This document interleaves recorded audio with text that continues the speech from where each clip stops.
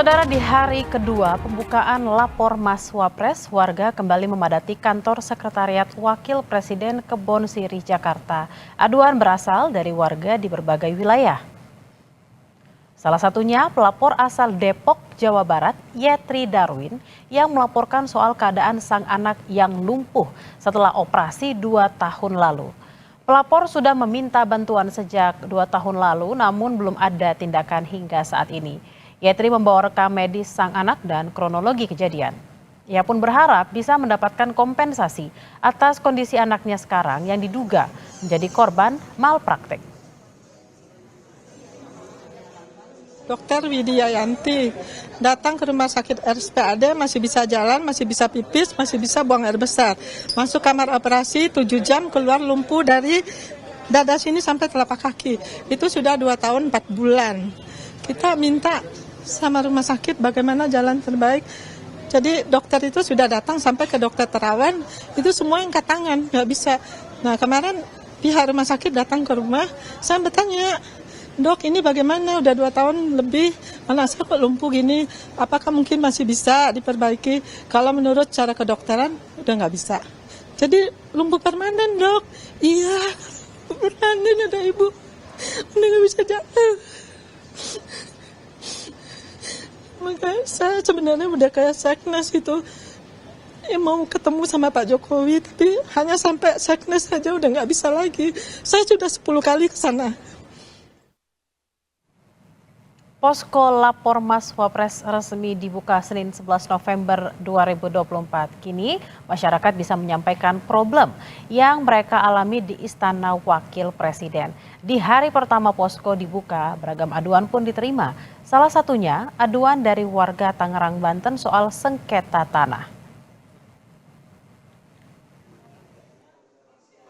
Wakil Presiden Gibran Rakabuming Raka resmi membuka posko lapor Mas Wapres di Istana Wakil Presiden Jakarta, Senin 11 November 2024. Di hari pertama beroperasi, sejak pagi warga mulai berdatangan dengan berbagai pengaduan dari masyarakat. Salah satunya pengaduan dari Ali Chandra, warga Tangerang, Banten. Ali Chandra yang datang untuk membuat laporan soal jual beli tanah. Ali mengaku sudah puluhan tahun memperjuangkan hak tanahnya, namun tidak kunjung berhasil. Ia telah membuat laporan ke polisi, namun selalu kandas. Warga Tangerang ini juga menyebut sudah melunasi pembayarannya, tapi tidak kunjung mendapatkan hak tanahnya. Nah, mudah-mudahan dengan Mas Gibran ada satu perubahan, hukum bisa berubah ke depan. Orang-orang kecil ini saya semut melawan gajah, supaya semut ini bisa ada yang membantu. Tanah milik saya bisa kembali, minimal dibayar sesuai NJOP. Saya udah gugat, saya gugat perdata 3 kali, hasilnya NO. Layanan lapor Mas Wapres dibuka dari pukul 8 pagi hingga pukul 2 siang di Sekretariat Wakil Presiden Kebon Sirih, Jakarta. Ada 2 mekanisme pengaduan masyarakat, yakni datang secara langsung ke Setwapres atau bisa melalui WhatsApp. Petugas akan membantu mulai dari registrasi hingga menerima aduan. Asisten Deputi Tata Kelola Pemerintah Setwapres menyebut laporan masyarakat akan diproses berkoordinasi dengan kementerian, lembaga, dan pemerintah daerah. Mas Wapres, jadi sesuai arahan Bapak Wakil Presiden, saat ini di kantor Sekretariat Wakil Presiden dibuka semacam penerimaan pengaduan masyarakat melalui beberapa kanal, dan saat ini bisa dilakukan secara langsung, warga datang ke kantor Setwapres untuk diterima pengaduannya, seperti itu. Penyelesaian ini akan dikoordinasikan dengan kementerian, lembaga, termasuk dengan pemerintah daerah terkait.